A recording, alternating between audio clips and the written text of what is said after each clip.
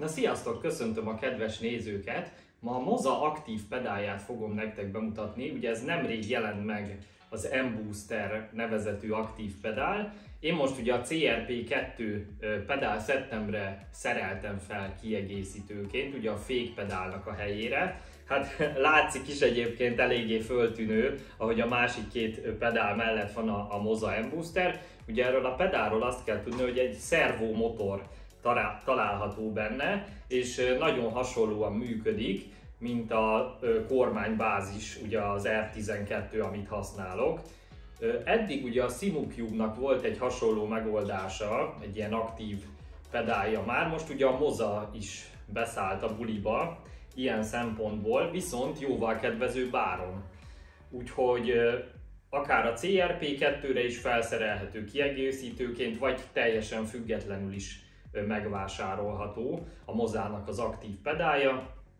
Anyag felépítésben egyébként nagyon hasonló, mint a CRP2, tehát itt még maguk a pedálok is teljesen hasonlóan néznek ki, hát ami a nagy különbséget jelenti, ugye ez a szervomotor, ami ugye itt kicsit ki is tolja a hátulját ugye a teljes szettnek.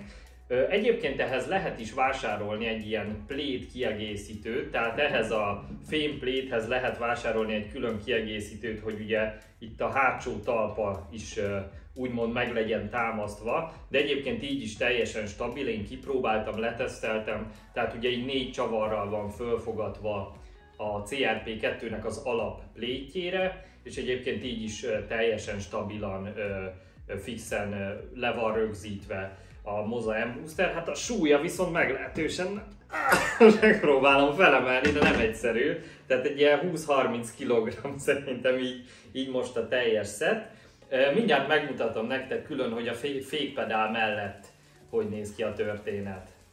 Na, hogyha az alap Moza CRP2-es fékpedálhoz képest nézzük az M-Boostert, ugye itt láthatjátok a CRP2-nek a fékpedálját, itt meg a Moza M-Boostert, hát azért kinézetre elég nagy a különbség.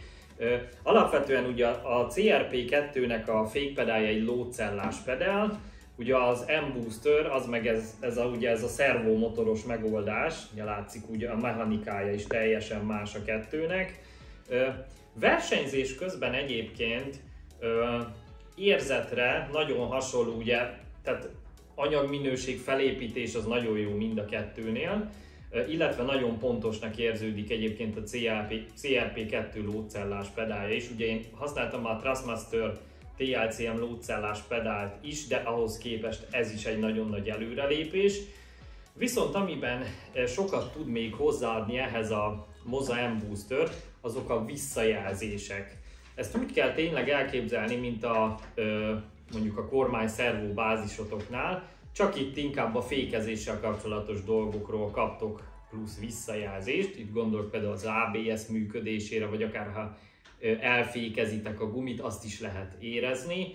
Tehát ha mondjuk van egy nagyon jó kormánybázisotok, és mellette még van egy ilyen aktív pedálotok, akkor tényleg egy ilyen nagyon komplex élményetek lesz. Tehát mintha egy valós autóban ülnétek, ugye fent is éreztek mindent, meg lent a pedálnál is tényleg mindenfajta visszajelzést lehet érezni.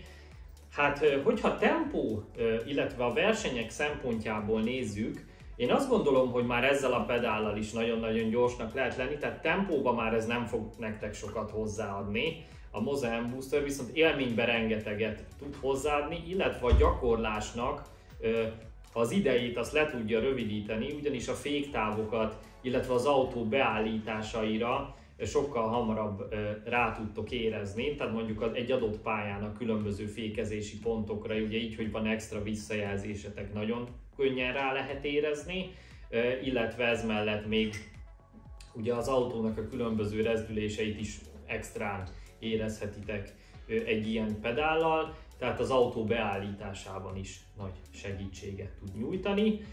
Illetve ehhez még hozzájön a Mozának a remek Pithouse programja, ahol nézzük is meg, hogy milyen extra beállítások vannak még. A Moza aktív pedálja esetében is rengeteg beállítást találhatunk a Moza Pithouse programjába, mivel ebben a Az eszközben is egy szervomotor található, így hasonló részletességgel beállíthatóak a visszajelzések, mint a R12 kormánybázisom esetében. Elképesztő, hogy egy pedálnál is már ilyen részletes beállításokat találunk. Ugye itt a pedál működésével kapcsolatban ugye vannak különböző görbék, kinek hogy kényelmes, de itt ugye manuálisan is csúsztatható, hogy hol milyen érzékenységgel működjön a pedál. Azért itt a Moza Pithouse programja erőteljesen megkönnyíti a dolgunkat, ugyanis itt külön kategóriákhoz vannak előre beállítható prezetek. Tehát Formula, GT, Rally, Hypercar, LMP, illetve Sportcarhoz is van külön betölthető prezet, így azért ez jelentősen megkönnyíti a dolgunkat. Amit én kiemelnék itt a különböző effekteknél, amit én nem is gondoltam, hogy például a motor vibrációját is vissza tudja jelezni a pedál. Ugye nyilván az ABS az egyértelmű, fékezésnél az egyik leghasznosabb extrája ennek a pedálnak, ugye az ABS-nek a visszajelzései, illetve a traction control, a kipörgésgátló működésével kapcsolatban is láthatunk beállításokat, tehát ezt is vissza tudja jelezni, illetve például ha blokkolod a kereket, ugye erre is található itt visszajelzés, az intenzitását illetően, illetve a frekvenciáját illetően.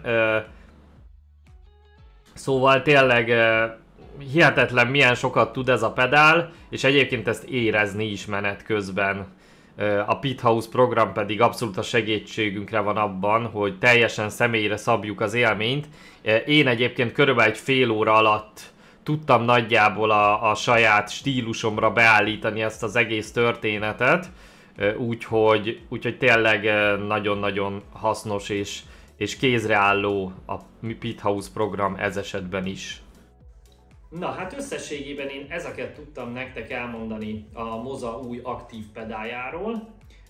A SimHome oldalán már meg is tudjátok vásárolni. Ugye a pedál ára az kb. 380 000 forint, viszont ha a konkurens SimuCube-hoz nézzük, körülbelül fél áron lehet megkapni ugye a konkurens gyártóhoz. Egyedül azt hiszem a SimuCube-nak van még ilyen aktív pedálja, tehát más gyártótól még ilyet nem tudtok vásárolni, viszont a Moza pedálja az sokkal, de sokkal olcsóbb. Hát így sem mondható olcsónak, ugye a 380 000 forintos árával, viszont tényleg itt azt kell nézni, hogy a versenytárshoz képest azért nagyon-nagyon kedvező.